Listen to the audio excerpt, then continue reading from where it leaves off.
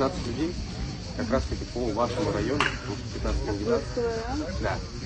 Да. Ну, вот я так понимаю, у вас двое точно есть, и еще про третью девушку мы говорили. Ну, пока пусть не двое, пока не вижу. Хорошо. Нам нужно будет отсюда добывать контент.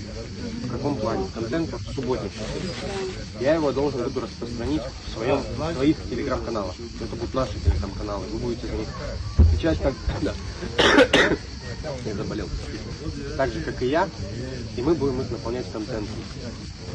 Мне нужны, там, допустим, трубу прорвало, как устраняют следствие. Вот тем, что мы занимаемся. Да.